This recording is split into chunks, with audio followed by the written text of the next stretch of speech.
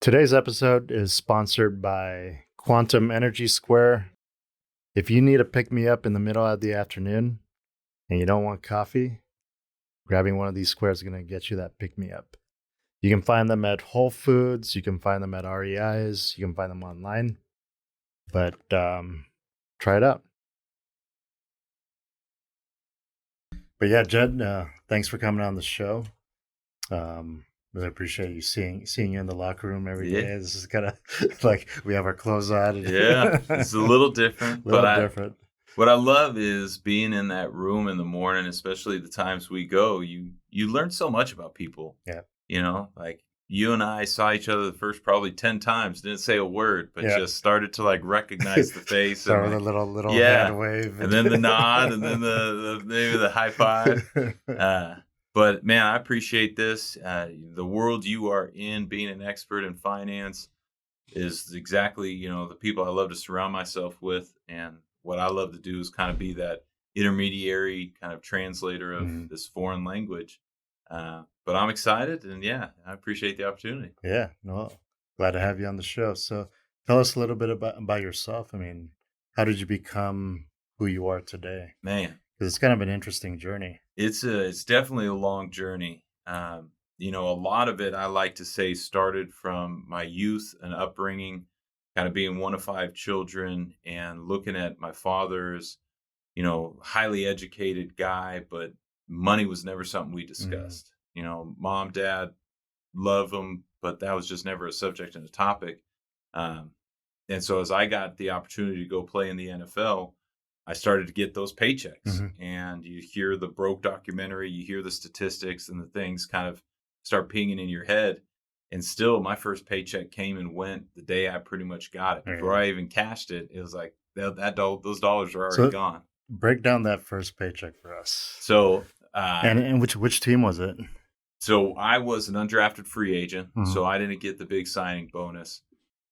My rookie year, I was on practice squads and got cut a couple times. And then towards the end of the season, I got activated by the Cleveland Browns. Okay. And so once you jump from practice squad to active, the paycheck gets to jump along with you. Right. And so I vividly remember sitting in my extended stay hotel in Cleveland, Ohio.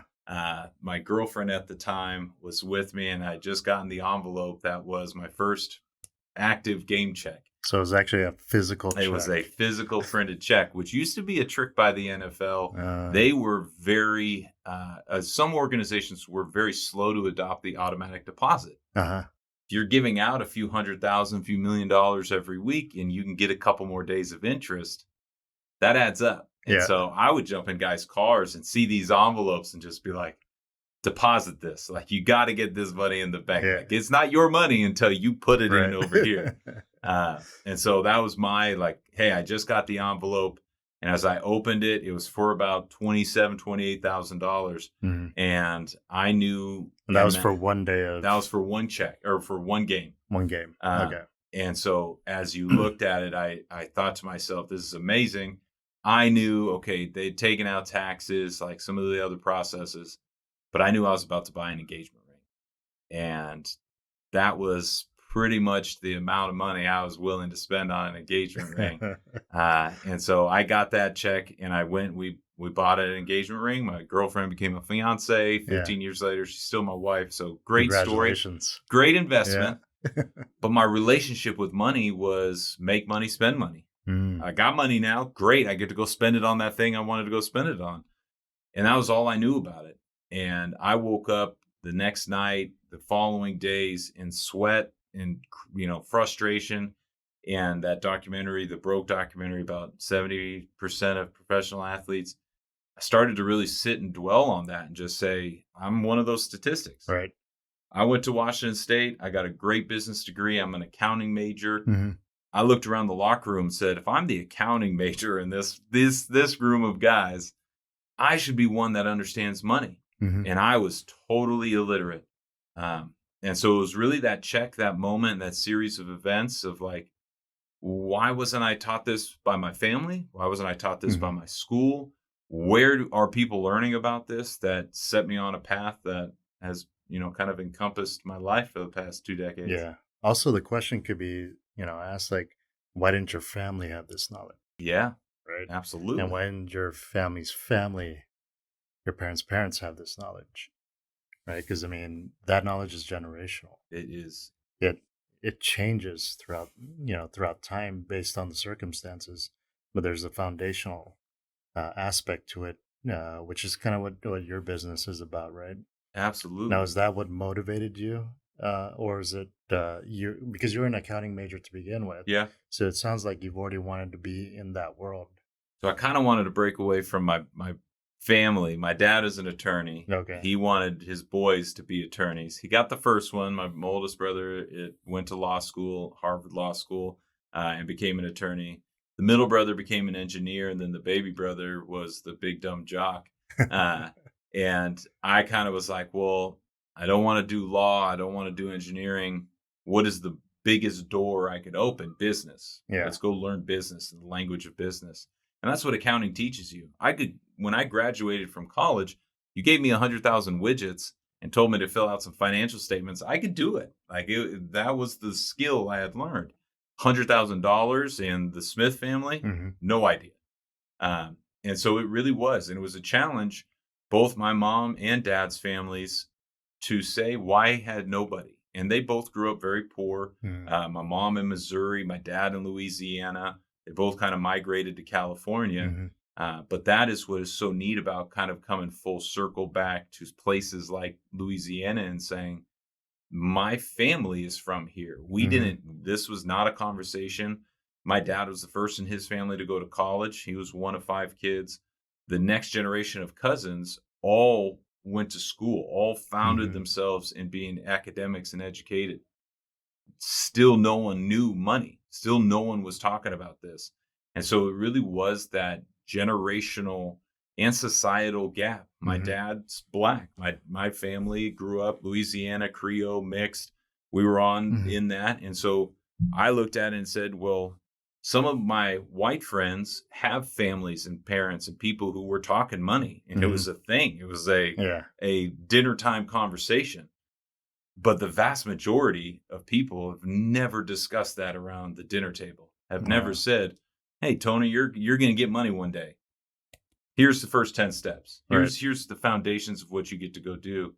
And so as I kind of realized that lack in myself, that lack in not having resources, even my father, who went and became an attorney, ran his own law firm, to this day is financially illiterate. His whole master plan was avoid debt and get a good job. Hmm.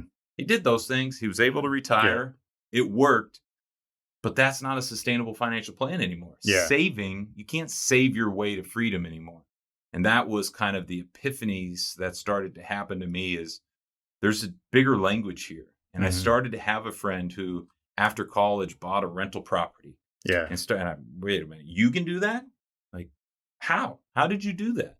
And it was family. They got a little money from the family, and the family said, you don't They get to got just, help, right? you don't go buy Yeah. a car with this. You go buy an asset. Yeah.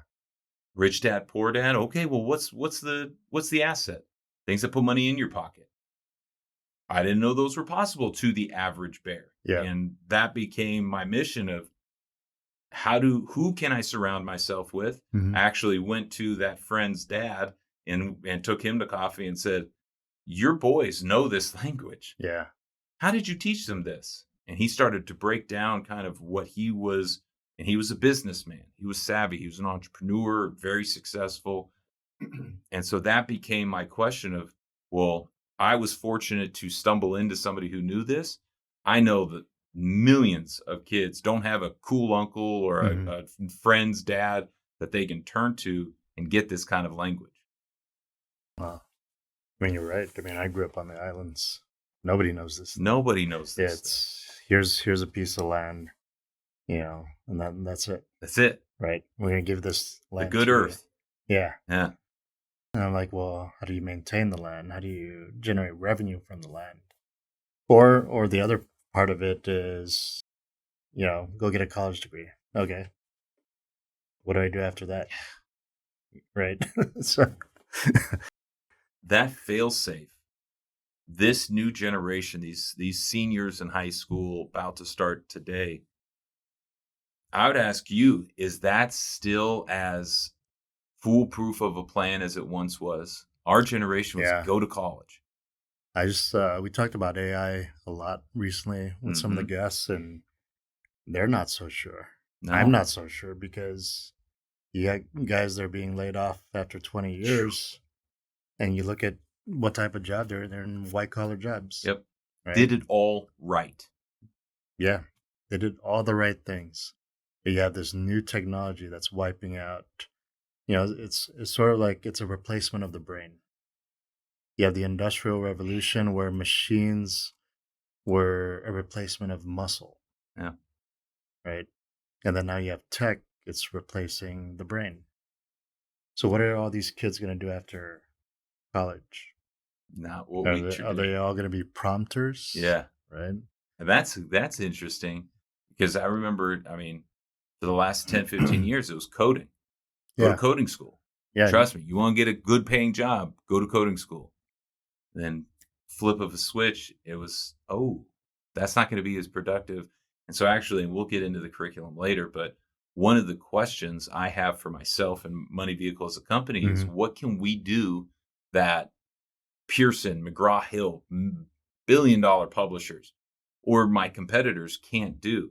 And the thing I like to do is pivot. Like hmm AI, I don't know, but if I can end every chapter with now you take what you just learned, go to an AI tool, and you go ask it questions.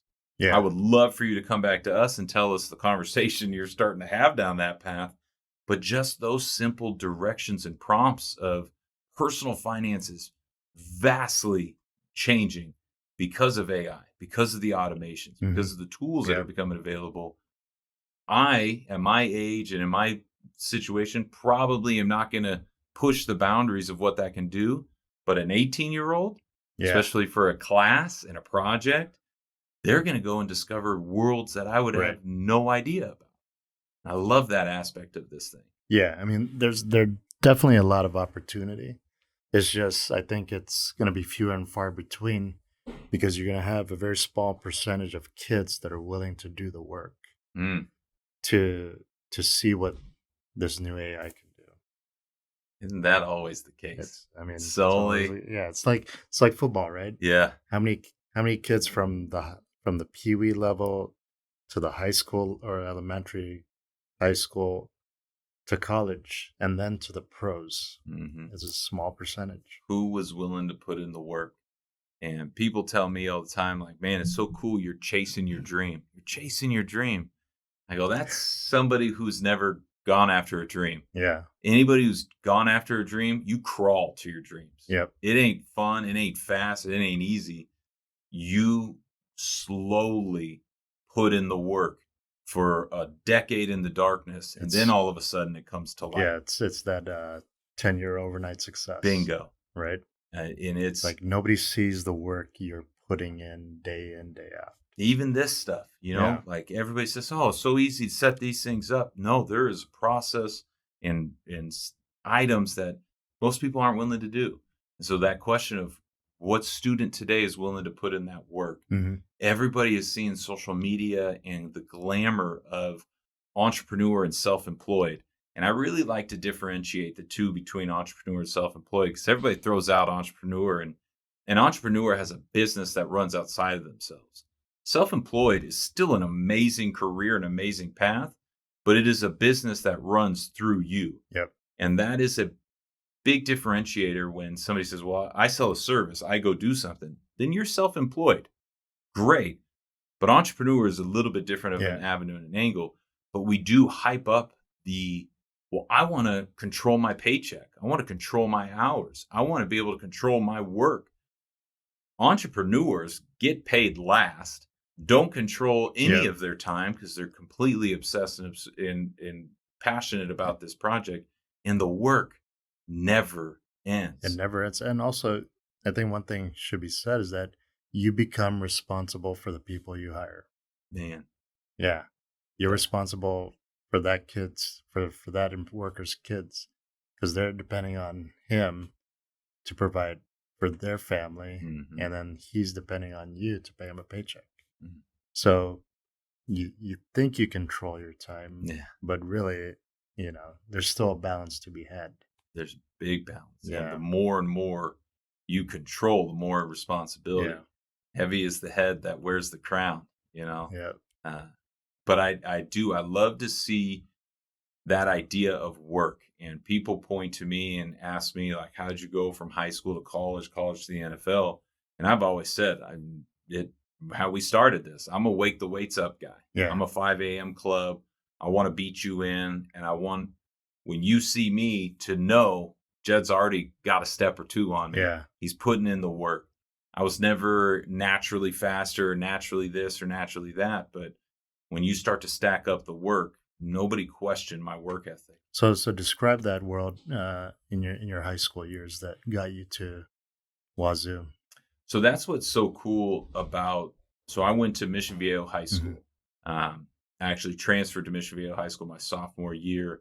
We were all a basketball family. So my dad, my brothers, two brothers, all played college basketball. I was the odd duck.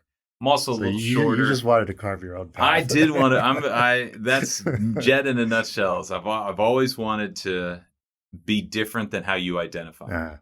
You see me as a football player, I want to be as many things not football as possible. I'm the kid from Orange County. I want to be the polar opposite from the kid from Orange County. We're the basketball family. I want to be the football guy. And that's, again, part of being a big family is you want your own identity. And so in high school, we were a basketball family, and I started to play football. My dad and mom would not let me play tackle football until high school. So this was truly my indoctrination into this.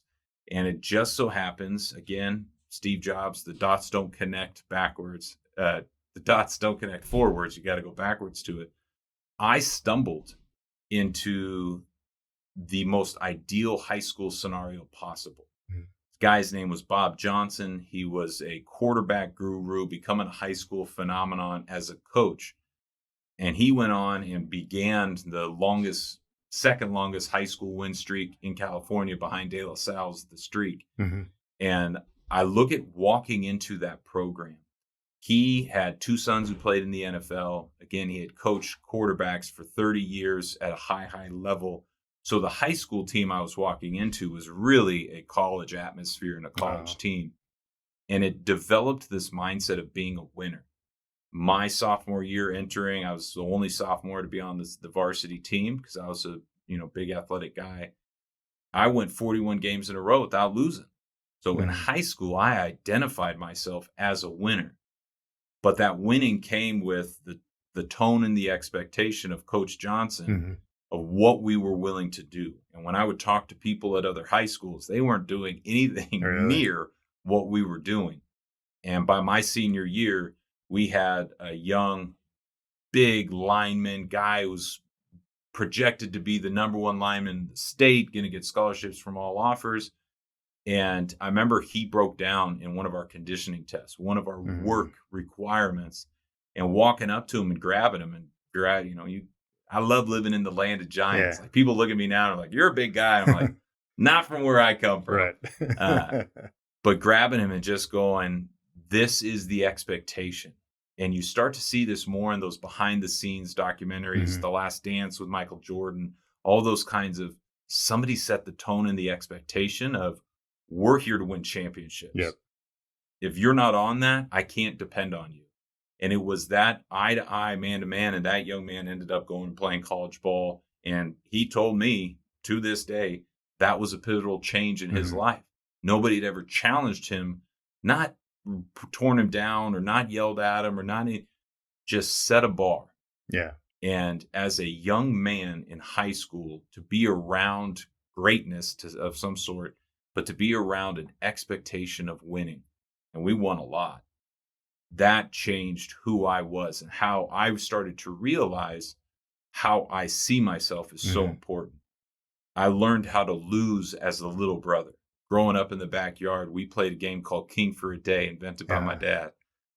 Love my parents. My mom taught me love. My dad taught me discipline. As you grow up and become a dad and a man, my dad was kind of crazy. But we would have this game in the backyard where we play one-on-one basketball between the brothers. 2 girls bookend and then three brothers. And I lost every day. Every day I'd go lose king for a day. My older brothers would get to boss me around, do this, do that. And so that mindset of I wasn't going out there to try to beat king. I was going out there to try to get Jed better. Yeah. Changed the approach that I went there. And then when I went to high school, knowing how to lose, I became a winner. And I started to see myself as that.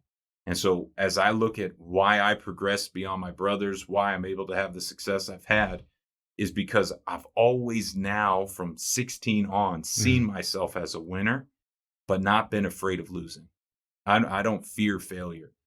FAIL, first attempt in learning. Yep. I embrace failure. I want to fail because I know in the long term, it's only going to make me better. Yep. And it has changed that mindset. And what's really neat about finance is I've started to realize I can teach you so many things, but until you change your mindset and your behaviors, those things don't really matter. They don't change. They don't change.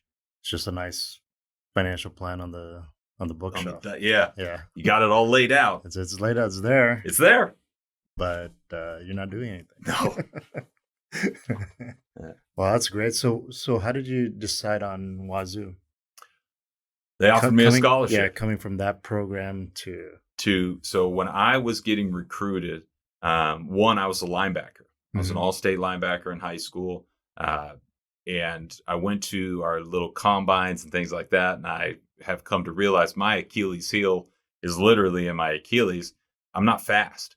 I ran a 5.01 40. And all of a sudden I dropped from USC being recruited to that second level, that second tier. That's humbling. That's fine.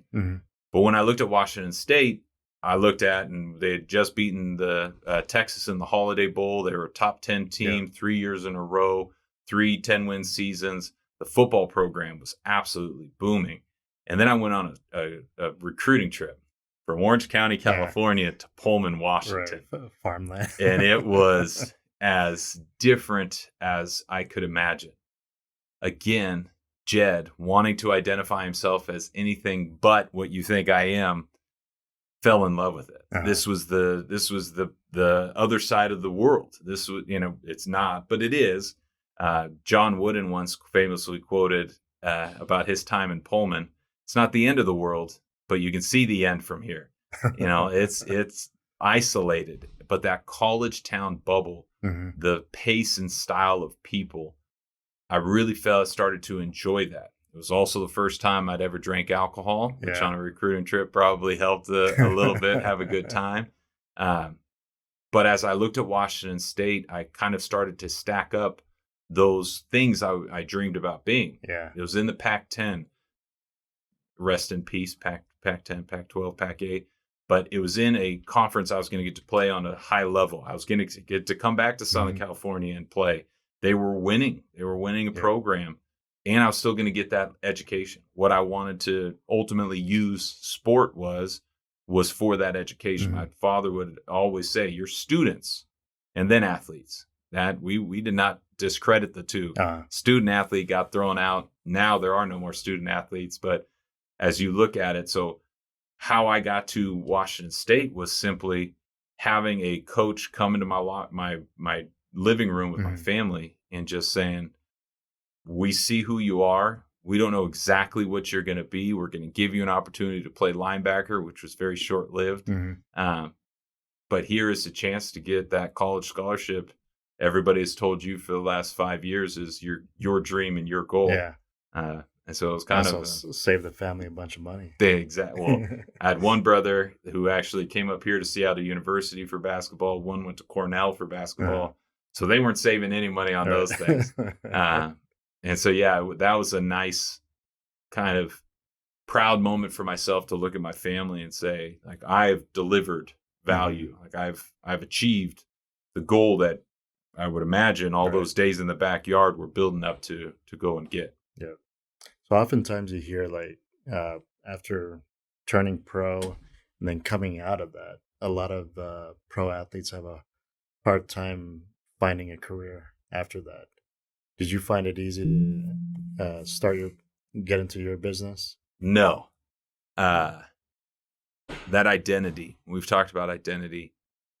I've been Jed the athlete, Jed the football player for my life, who I established myself as, Jed the jock.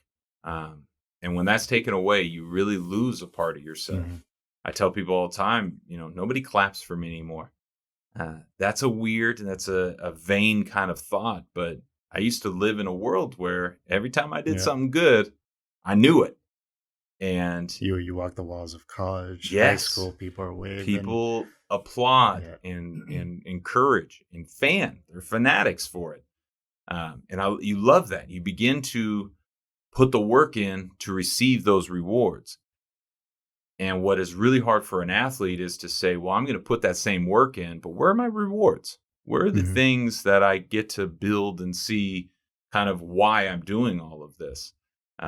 I was very fortunate in the idea that I did know the path I wanted to go down. I from that first paycheck, realized financial literacy was something I wanted to do for Jed. And so I started to go to Borders and get to books and go to all the items. And so once I was leaving the game of football, I knew that was the road. I didn't know I was going to be doing what I'm doing now, but everybody kind of dropped in my mind, like, you can talk pretty okay with humans and you like money, you should be in wealth management. Like, that's a natural transition. So I had a mentor who actually worked at a company here in Seattle called Brighton Jones, say, Jed, I think this is the path. I think you should come and do it in what we're doing. So that just, I don't want to call it a distraction, but that direction gave me a lot. Still lost my identity, still was a very hard transition, going from the best in the world at something to I'm in a cubicle learning how to use an Excel template and write an email. I used to always joke in the NFL locker room, like, how do people work all day and not get things done? Everybody says, like, I got so much work. It's like, you have all day. How do you not get everything done? And now I know. Now I know it never ends and it never stops.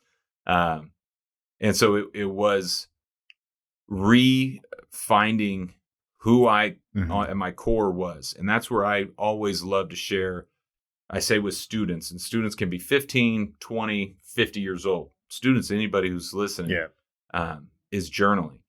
And going back to not just journaling in the moment, but going back to my journey and my journals, I started to realize the stories, the pieces, the things I was going to take away from sport and football that were going to help me in this new life, and the behaviors, the principles of success.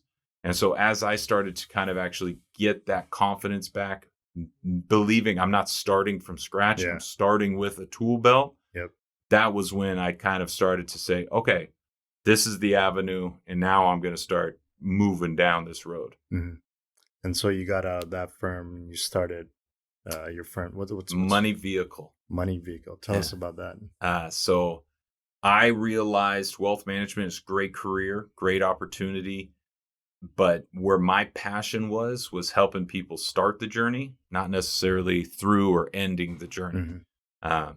And so I started to look around and ask and wonder, like, where are the financial literacy companies? Where are the companies out teaching? Who is the financial advisor for the broke? For the people just starting out, people just getting there first. And there wasn't a lot of options. Some great nonprofits have done things. Credit unions have focused on it here and there, but truly becoming a master and a passion for this outside of Dave Ramsey, there really hasn't been a established brand or established direction to say, go there. And so as I was leaving, I jumped out, and it was perfect timing. I left and said, January 1st of 2020, I'm going to go start my own business. I'm going to be a public speaker. I'm going to build my financial literacy program and company. And 3 months into that, the public speaking died. The public speaking was gone. COVID came and just, again, ripped away. And I look at COVID now for everything that it took. And it did that one thing that Bill Gates and Warren Buffett have agreed is the reason for their success: focus. Everything else was gone. A lot of people said, well, I get to spend these next couple months just having fun and enjoying. That's not the kind of worker I am. Mm-hmm. I buckled down and I went to work, and I built what I'd already been building for 4 or 5 years, probably a decade's worth in that first year or two, Mm-hmm. because I had nothing else. And I did not have an income. Super focused. Super focused and hungry. Yeah. Hungry. Waking up. People were like, oh, in COVID, I slept in until 7:30, 8 in the morning. I was still up at 5:15.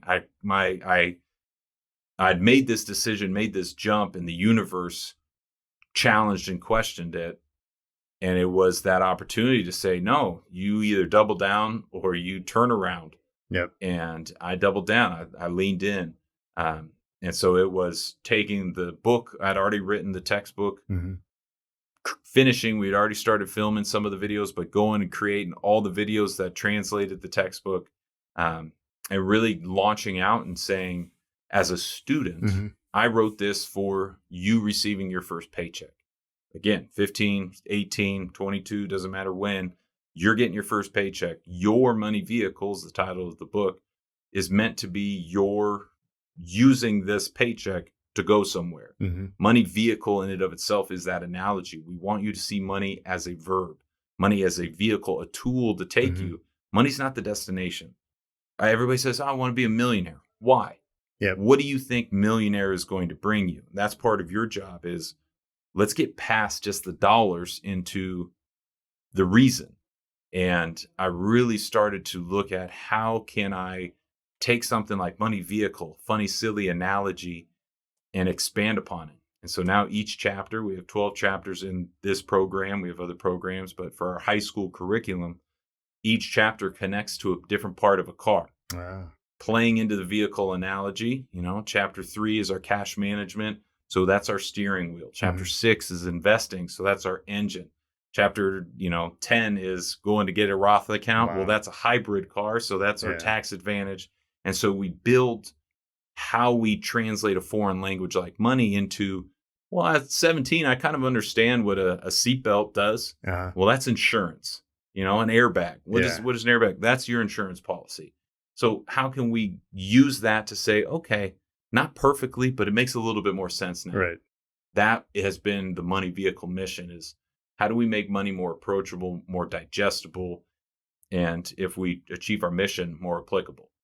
Oh, that's awesome, man. Like using an actual car as the analogy. Yeah. So my goal is to get a partner. Athletes love cars. Yeah, athletes love cars. One of the first things they buy is a nice fancy car. Hopefully not anymore, but yes. Big shout out and a huge thank you to Zekin for making this happen. They have an amazing platform. Check out their website, zekin.com, zeacon.com. So you've had some wins with your program. Can you tell us about that? Absolutely. So again, overnight success, it's taken 10 years. Mm-hmm. I've been building this for a decade in the dark, and the places we are coming to now have been in my journals, have been in my focus and my path. In 2008, I wrote in my journal, I'd love to come back and teach me as a rookie. That's Jed as a rookie, this language. Today, I'm partnered with the NFL Players Association. I go into about half of the teams, about 16 different buildings. This spring, I taught just around 400 of the players. Wow. That vision has really come to life. And it's come to life because I'm not an advisor anymore. So I get to stand and say, I don't want any money. You're not going to open any accounts with me. I'm here to educate. And it again has been... And less compliance. No, it's extremely less compliance. I get to be the compliance department, and it's okay. It's all approved. But I get to look at it from my player's journey, remembering how everybody wanted a piece. Everybody was polling. Everybody had something they wanted from me. But to approach it as truly, I want nothing from you. I just want to help you understand this. And the title of our program through the NFL, and now I'm starting to work with MLB and NHL and some other great organizations, which is tremendous, is Decades, Not Days.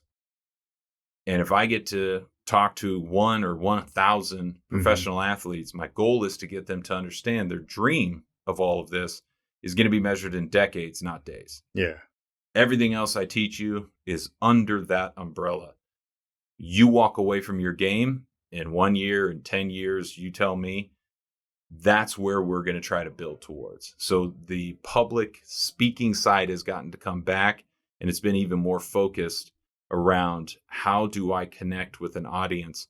Those are professional athletes. Yes, they have millions of dollars, but the same message can be said about the 19-year-old starting out in a career, starting to make money. And so that is what I love. But what has been really cool is to see over the last few years, I've always gone out and spoke and done all these things, and I've been paid for it, but I've taken that money and I've tried to build the business. And this is why I love to differentiate to people what's self-employed and what's being an entrepreneur. Yeah. Self-employed is Jed the speaker. Yep. I can go get money and it's a great paycheck, but it doesn't do this funny word called scale. Yeah. It's me. It's my money. Yeah, it's my if you go, time. the business goes. As I show up, I get it, and it's great. And that is a career I will always pursue. And I don't want to say it's always been the safety net for me, but as I was going down this financial literacy path, I started to say, and I said this back in 2015, every high school senior in America should go through financial literacy. 10 years later, we're at 37 states, 32 of which have been in the last 3 years. This is a national movement that people are coming to me now in school districts and going, how'd you build this so fast? Yeah.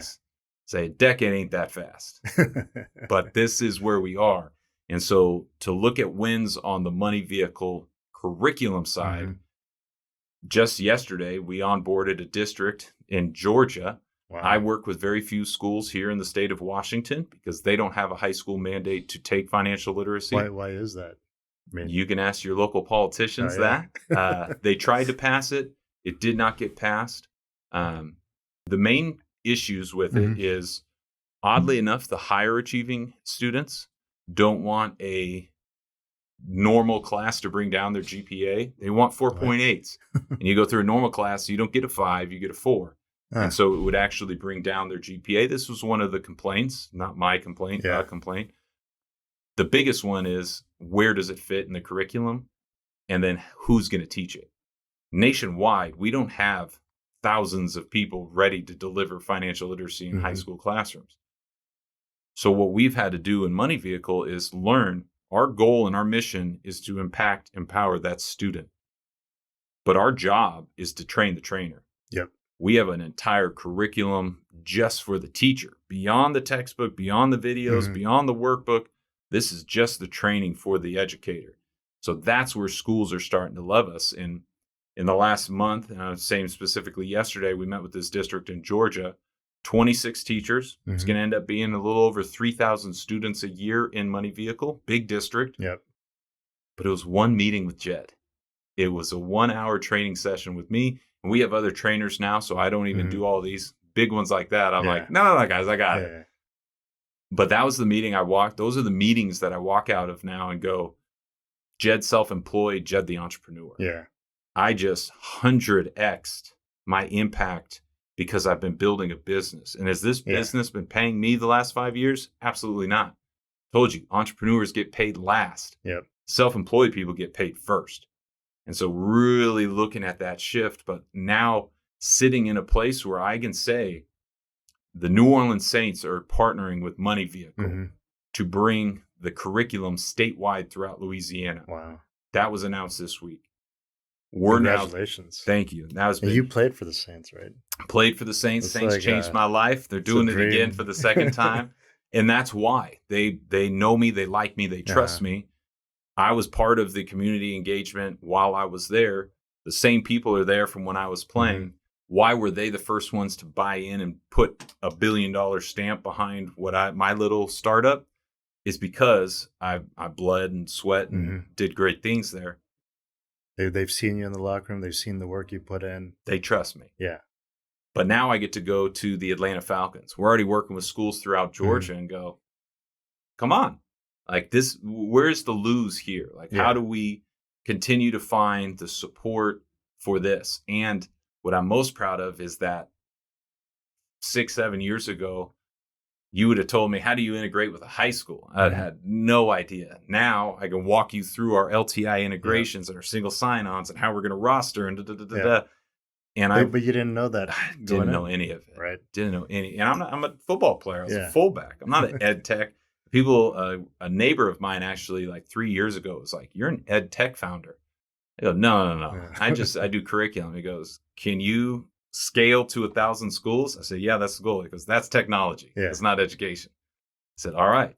And that is the road we're starting to go down. I look at the number of users and students, number of users and teachers, number of schools, number of states continues to compound. Yeah. And the crazy part and the hard part about compound is it takes time. It's not easy. Compound interest, everybody talks about it. TikTok celebrates it. But there needs to be an asterisk that says, you don't get to enjoy compound interest today. Right.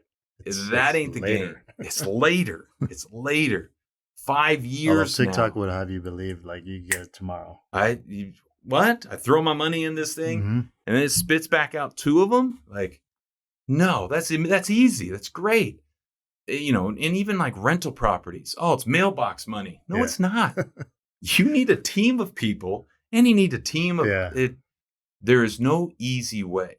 And that's part of why nobody's heard of me or Money Vehicle is I'm not a talking head who's going to come out with this hot take and tell you by the end of this book, you're going to be a millionaire. No, I don't control that. You're in the Caribbean. Yeah. Like, you too can be in the Caribbean. You can stand in front of my Lambo like, look at what this book will bring you. No, what this book will bring you is 10 steps. Yeah. You'll be 10 steps closer to that.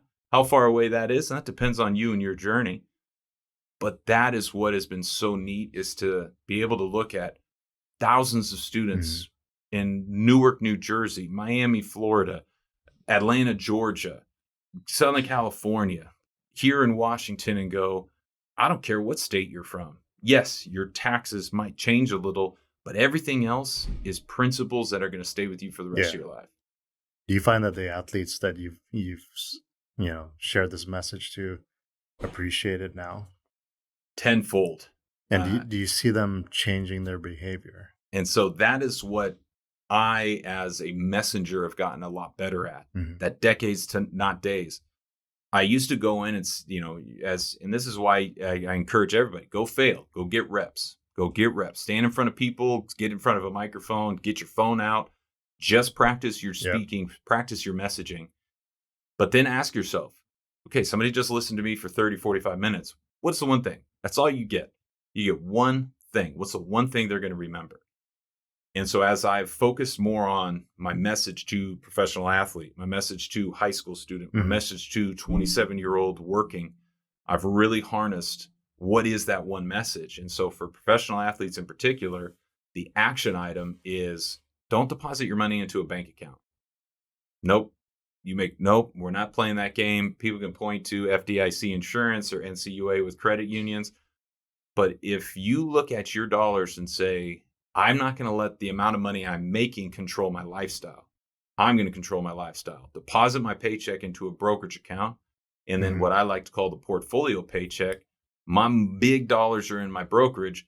Now on January 1st, how much do I want to live on this month? I want to live on $10,000. Great. That's going to come from a brokerage. That $172,000 paycheck that's going to be deposited there next week and the week after that, I can't have that in my bank accounts. It's too psychologically challenging. And so as I've been preaching this for the last 2 or 3 years, I love walking in buildings and having the veteran guys. And with the way the NFL works, I walk into the Detroit Lions and have a guy from the Arizona Cardinals, from 2 years ago come up to me and be like, well, I'm here now. Yeah. And I'm still practicing X, Y, and Z. And portfolio paycheck has been one of the biggest actions. Not education. This is not I taught you something. This is something you went and did. And that's what's been so hard for me is everybody says, what about your data? Like how many actions can you tell me you've created across the country? And because I've approached it with a naive sense of altruism, I'm not collecting data. When we go to a high school, I say, your students have no interaction with Money Vehicle outside of consuming the content. But we don't get their emails and we don't track or anything. Yeah, you're not upselling these students. This is pure. This is a one-way street. And we lean on that hybrid classroom. We lean on that educator to really customize it and then finalize it And what did you do throughout the semester? What did you remember? Chapter 2, remember chapter 6, remember chapter 10? What have you gone and done? That's up to the student. It's up to the teacher. It's up to the school.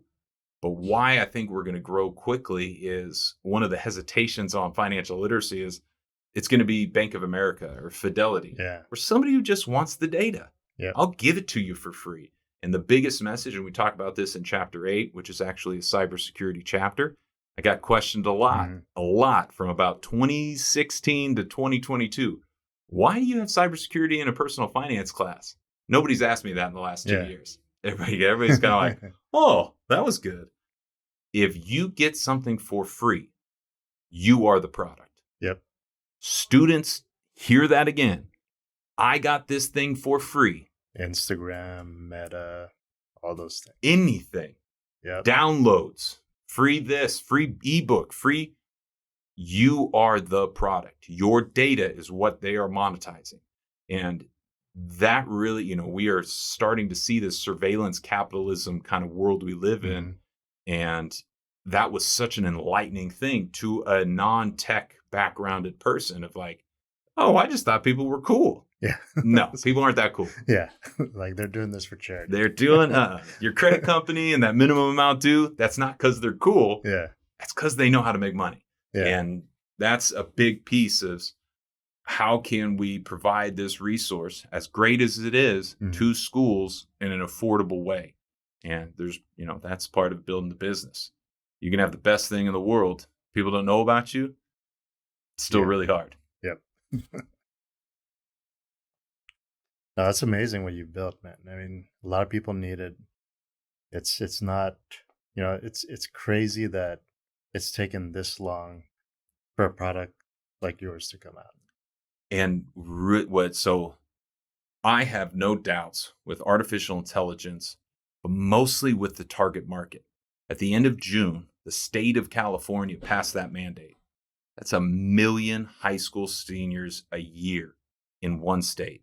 So I have no doubt some massive company is going to come find a way to make money off this thing. Again, I was naive. I chased a passion. I felt a purpose.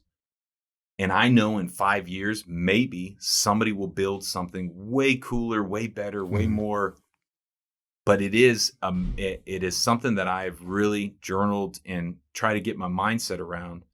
I'm Jed the fullback. I'm the younger brother. I play and try to be this humble guy.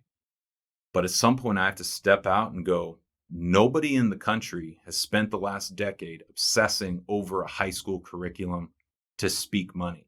I have. There's not a coincidence that I can now deliver to a small rural district in Louisiana or New York City, which we're doing both, deliver a curriculum to the student and train the teacher the way we can. It's not coincidence.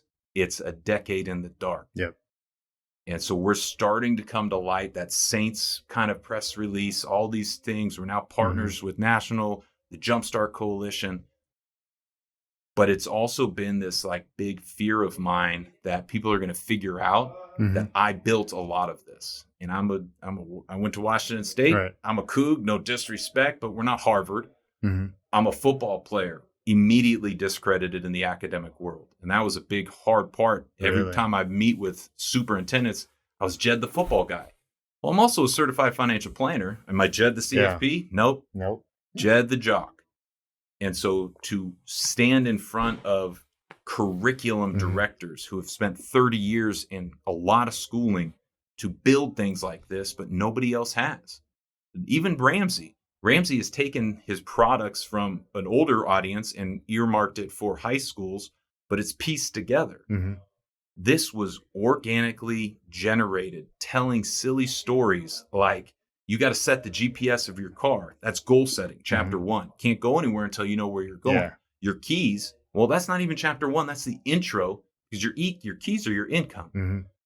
Playing through these analogies. How do you teach progressive income tax code to a group of high school students? Well, what I started doing was bring in ice cream. How do you teach the progressive income tax code with ice cream scoops? Watch the video and find out. And if Yeah. you're doing it live, actually bring ice cream because it makes the presentation a lot better. But this is what my obsession has been. My obsession has been, how do I get students to open a Roth IRA? They have no idea what a Roth IRA is. Do you understand how a tree grows? Yeah. Do you understand if you trim a tree, it would actually change it? Yeah. Can I build an analogy that explains trimming a tree to the 401k in a Roth IRA? Yeah. That makes sense to people. And that connection has been what has been our biggest differentiator. So how did this passion come about? The fear. So the fear of Jed going and getting the concussions and the body and the beat up and the bruised as a football player. I made it. I saw these stats when I was being recruited, but it was like 2.5% of high school athletes get college scholarships. 1% of college athletes go professional. So you're the percent of the percent who make it into this room. And I'm the accounting major who's going to go broke. I'm the guy. And again, I was undrafted, cut 13 times. And even that is amazing. To make it into the room, you are elite. Yeah. But that wasn't your dream. And that's what I'd really try to get guys to understand is your athletic dream was to have a Super Bowl, but it was also to walk away with something. Yep. And one of our coaches, Joe Vitt, would always say, you leave with a bag of M&Ms, some money and some memories. And so to transition where this passion came from was I was embarrassed. I was embarrassed. My family, my school, nobody taught me this. And as I went from student to expert and becoming a certified financial planner, I was embarrassed. At first I thought it was me. Jed didn't know this. And then my brother, who was getting his master's at Berkeley in engineering, my other brother at Harvard Law School, they didn't know this. And I started to go around, and that's when I found the friend who had a dad who had taught them. That was the one example of the 50 people I asked. Wow. Do you know anything about money? No, Jed. No. I got a credit card. So I make it. That's it. And so it was this epiphany of, it was my problem, but it wasn't my fault. And I looked at what was happening in the financial industry and how many people were being exploited because they didn't speak money. The less you speak it, the more they profit. And as we started to look at this, I said, yeah, it's kind of a altruistic fantasy world.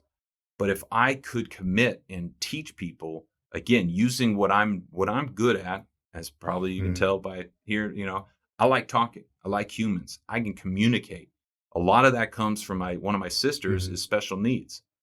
Communicating and engaging with sis her whole life has always been a great skill to have developed. It helped me in sports because now I can talk to every echelon of humans. It's helped me in business. But if I can take my unique skill sets, which was communicator, now a NFL player, and then I became a financial expert, how do I combine those three things and bring it to the world as a Venn diagram of what, I don't want to say I'm irreplaceable at, but would be very hard to find somebody else with those three criterias. And with the same amount of passion. That's the... And that goes back to... That's the irreplaceable one. Who's going to do the work? Who is going to... Yeah.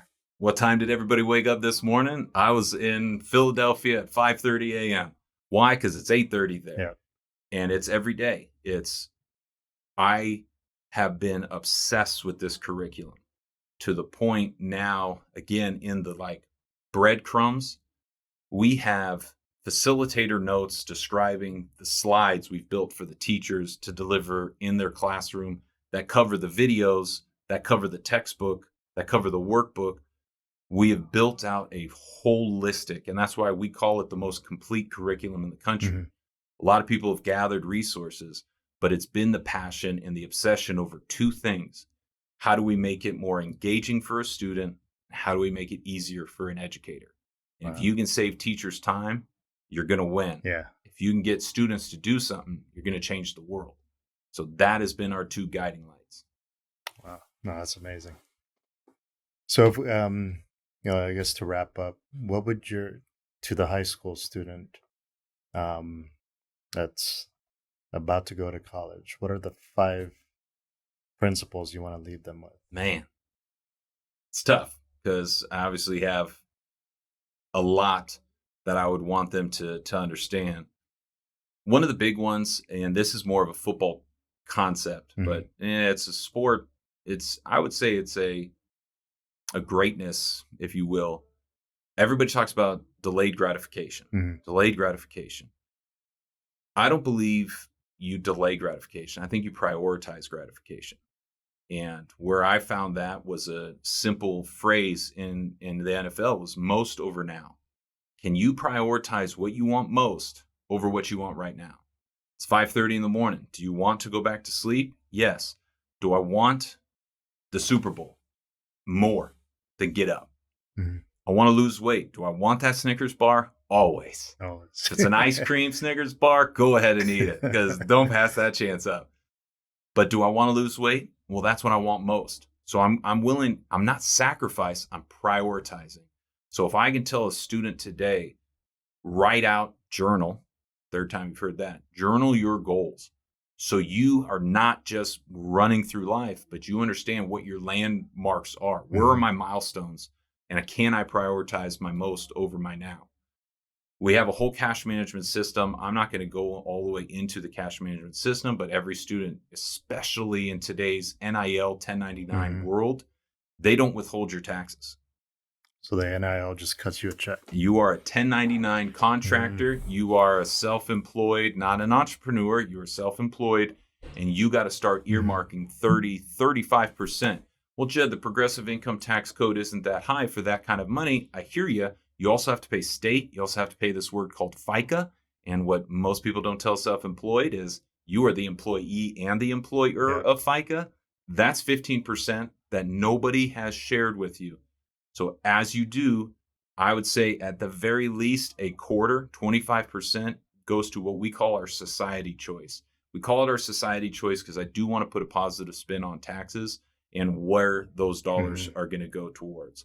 So parking at least a little bit just for your cash management purposes. Don't overspend before you get it. Credit is a game. And if you are not playing the credit game, you are losing the credit game.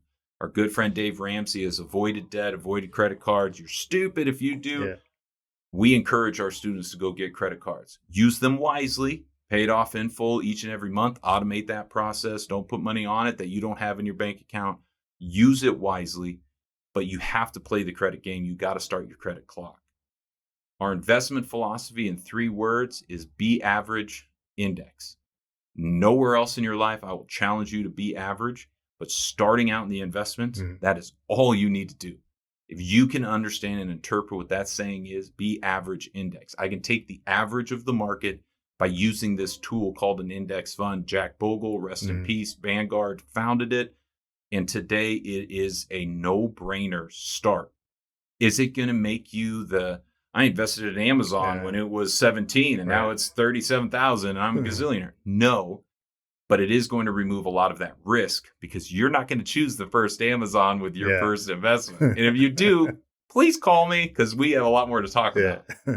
But to look at it, we need students to realize, like I said earlier, you can't save your way to a financial plan anymore. You can have savings, and savings is important, but savings is protecting your money. Investing is putting your money at risk. So you need to put your money at risk. To do that consciously and conservatively in your first avenue, that index fund is going to be a huge one. Or find a skill set to scale and monetize. Excellent. Right. And that's a door that was not really open to us coming out of college or anything. Today, I mean, I would argue half of my high school students are making a paycheck, making an income. Yep. With something online or something in their spare time. They're all doing side hustles, right? The side hustle generation. To Gary Vee and his message. God, love Gary Vee. And so that's true. So, and here is the other piece of that. People say, I got to earn my paycheck. I got to earn my paycheck. We want you to go earn that first or even second paycheck. But then you can start creating a paycheck where money is working for you. You're not working for money. And so that is the kind of difference in mindset we would really love to see. I have my primary, but as you said earlier, 15, 20 years in an industry is still losing their job for nothing that they did. Mm-hmm. Can I get that second foot and have something to stable with a secondary income? And then once I do have income to me, I've set up my plan. Now I can start creating that third and that future, which we call that freedom. And the last action I would argue and challenge is most important. And I say it's most important because in our roadmap, we call it the first mile of money. It synthesizes all the other chapters. You go and you open a Roth IRA. You work for a company, Roth 401k is still great. But as a young professional, you use a Roth account, you set a goal. You understand time value of money. You've built your cash management. You've done your foundational accounts. You've done all the steps, and you're showing me that with a single action. So why I love ending and always highlighting, open a Roth IRA, $50, $500. If you got $5,000, booyah, at $5,000, never getting taxed again at 21 is amazing, let alone 16. Open that account. We say if you want to make your car more efficient, you'd make it a hybrid. Your money works more efficiently in a tax-advantaged account. 401ks, IRAs, 401ks, we can talk about the tremendous other ones. Those are level 2. Money vehicle, level 1. We got to focus on the first steps before we can get to step 34. Yeah. But our goal ultimately, and what I set out was, I love wealth management. Mm-hmm. I think it is such a necessary, and I think the baby boomer generation shifting, like we need new, diverse advisors. But we need a generation that is going to need those advisors. Mm-hmm. We need young people who say, I can do steps 1 through 20, and then come step 21, I need an expert. I need advice. What is the account that I haven't heard of? Where I hear these HSAs are good. That's when expertise comes in. These first 10 steps are much more about learning and doing the behaviors. So that's really what Money Vehicle is trying to do, is how can we create a generation who's going to need wealth managers? Nice. Well, hey, thanks for coming on the show. That was easy peasy. That was awesome. Yeah. Hey, thank you for the opportunity. And sorry I didn't shut up more. Oh, no, it's perfect. The less I say, the better. Thank you for tuning into the show. If you found value in what our guests shared and what we share on the show, please feel free to share with your friends and family. We'd love to see you back here. Thank you again. And you can find us on pretty much every social media channel, YouTube, iTunes, and Spotify as well. Thank you for watching. Thank you for tuning in. Step into the Unscripted Arena.